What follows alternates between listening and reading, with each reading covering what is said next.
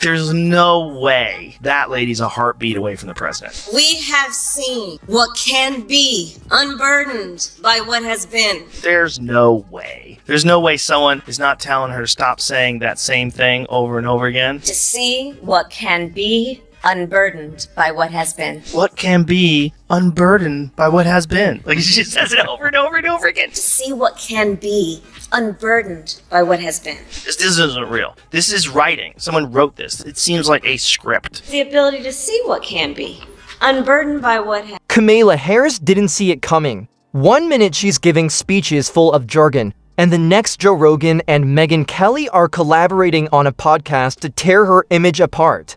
Things abruptly changed from calling her Madame Vice President to simply suggesting, maybe think this through again. If political careers had warning labels, hers would be, proceed with caution. Do you want to know how things went downhill? Continue reading. This one is difficult to— I gave her the benefit of the doubt. I did not think she was an idiot. I now think she's a moron. She's not that smart. Forgive me, I'm still one of those people who gets wooed by titles. I'm like, she was the Attorney General of the state of California. You know, like, how dumb could she be? Like, dumb. The answer is very, very dumb is the answer. And I've come to that conclusion just with my own eyes and ears from watching and listening to her. She cannot put two sentences together. I mean, the old man is actually losing his mental faculties. She's just not a smart person. And it concerns me because that's all we have in line of the day. Consider this. You're sitting on the couch eating chips when Joe Rogan bursts out laughing, not because of some shocking news, but because Kamala just gave a speech so confusing it sounded like a tongue twister. Rogan jokes that it's like looking at abstract art that is beautiful but makes no sense. Of all her awkward moments, this one stands out. Even after Trump went on, they offered for me to come to DC and do a show with Kamala. But even then, it was the same deal. It was only like 45 minutes to an hour. It was not on my set. And I said that, look, he did it here. We should probably do it here. I wanted to release both of them on the same day. This was my goal. And I even offered to do it late that night. So the night that Trump came on, I'm like, what if we do her like when she's done in Texas? They never committed to doing it. I have a whole list of conversations that took place. So this whole idea that we threw over for Trump, incorrect. But I think it's someone trying to cover their ass for the fact that she never. Joe leans forward. This wasn't a little mistake. It was as if someone had pushed shuffle on her words and failed to stop. He chuckles, remarking that even artificial intelligence might have made more sense. It wasn't a quick lapse. It was a total breakdown, similar to seeing a GPS lockup and then start singing at a red light. I have something that I think will be of comfort to you as a Californian, and that is Kamala Harris is gone, but she's not forgotten. And she went out to the LA wildfires as her first post-vice presidency act. And I mean, she had a lovely profundity for those of you out there. I think this is really going to buoy your mood, Sasha. Just take a listen. Take a listen.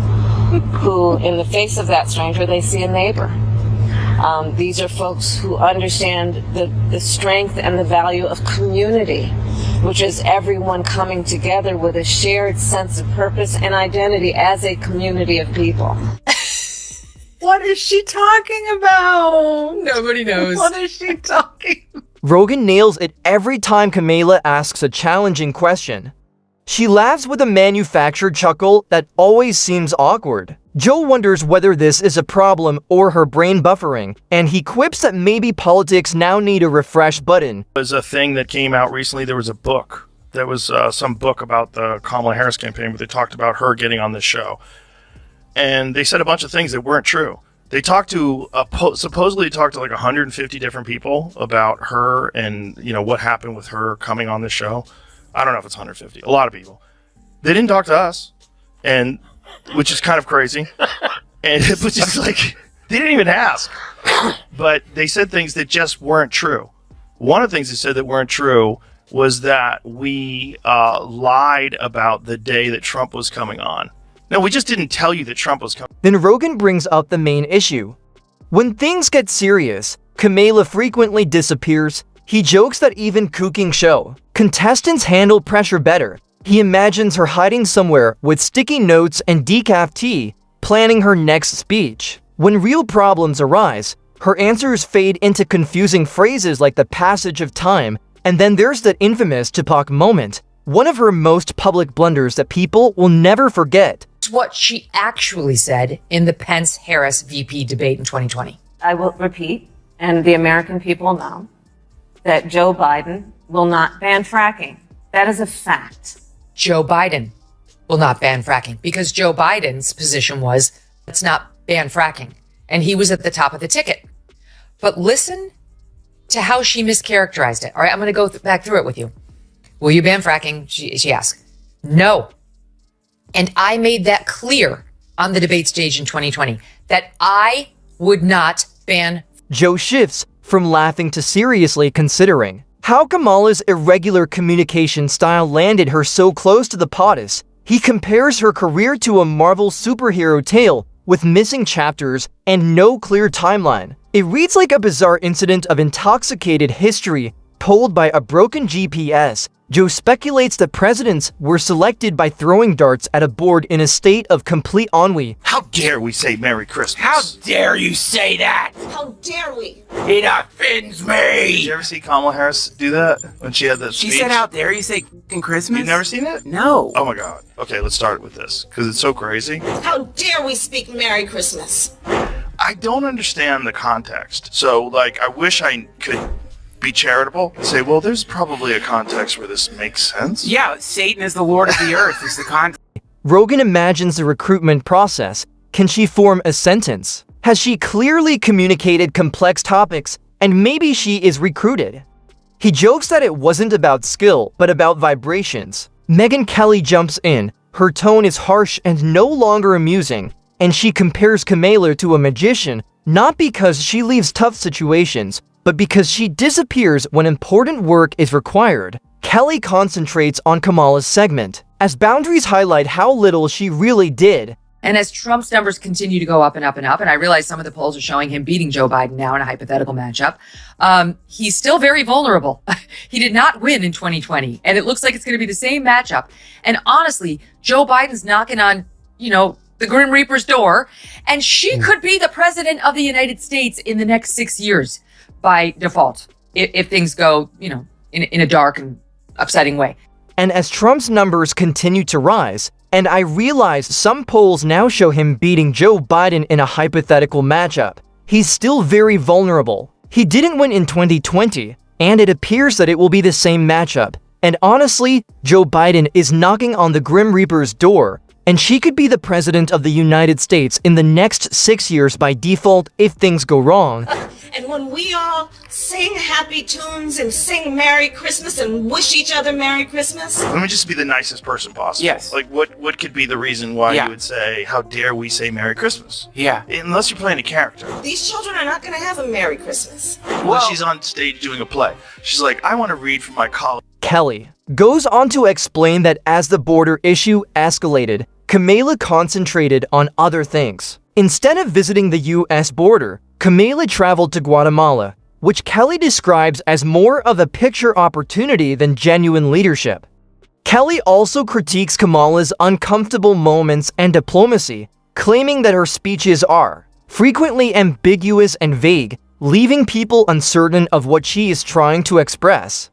Kelly also emphasizes Kamala's personal development. Politico acknowledging today, which has been completely in the tank for Team Harris, acknowledging, quote, she did not break much ground or stray far from her talking points. Maybe it's because of the pathetic display of journalism that came her way. Honestly, I don't even know if we can blame this one on Kamala Harris.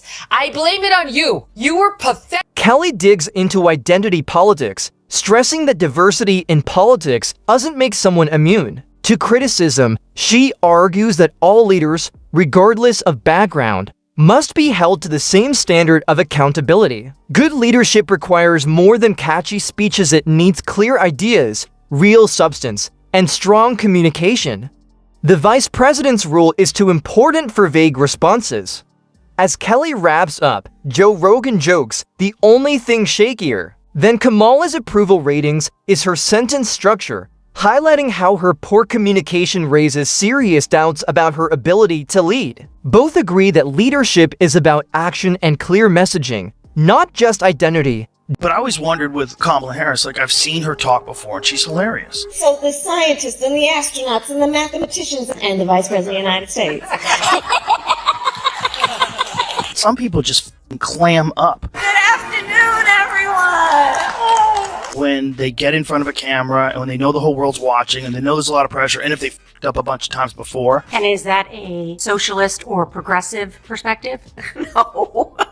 Like, to be good at public speaking under pressure, you have to have a lot of reps in. That he's entitled to his opinion. You got to do it a long time. She's running for president? Joe believes Kamala's speeches are like words held together by dental floss, and Megyn concurs, joking that if Biden steps down, having Kamala as president would seem comical. They even mess up a false campaign ad vote. Kamala is confusing the nation, one giggle at a time.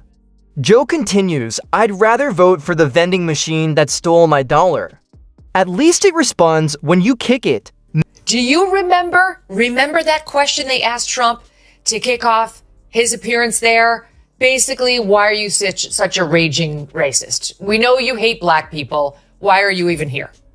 And how did it go when Kamala Harris sat down? Here's one example, courtesy of Jaron Keith Gaynor of The Griot. Why is joy important to you to insert into this election? What do you make of Republicans using that as a way to suggest that you're not as serious? Megyn chuckles but maintains her biting jabs. Kamala's tagline should be, words we use generally. They develop new phrases like leadership you can question and experience you can't Google. Even a fake laugh track would give up from embarrassment. Then they get genuine. Claim Kamala is neither malicious nor dangerous, but rather woefully unprepared. Joe compares her to a comedy extra who is unexpectedly required to do brain surgery. She has the lab coat and clipboard, but holds the knife sideways while discussing the passage of time. Megyn sums it up. Every time Kamala speaks, it's like embarking on a trip that never ends. Their critique isn't furious. It's smart, hilarious, and makes you think. Meanwhile, Kamala's approval rating looks to be rapidly declining. No one is asking for a sequel. Megyn cautions everyone, if Biden trips again, guess who's next? The idea is both amusing and alarming. They imagine Kamala as president, forced to reveal secret findings while the public struggles to understand her language. They continue to vote on their bogus campaign ads. Kamala is confounding the nation, one cackle at a time. Joe continues, I'd still vote for that vending machine. At least it reacts when you hit it. Both agree that Kamala is not dangerous, but rather unprepared.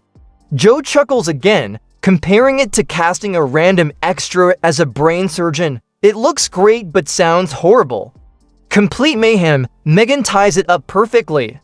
The only way she can conclude a meaningful sentence is with a script, and even then, you're holding your breath. Their conversation is smart, humorous, and cuts deep without shouting or drama.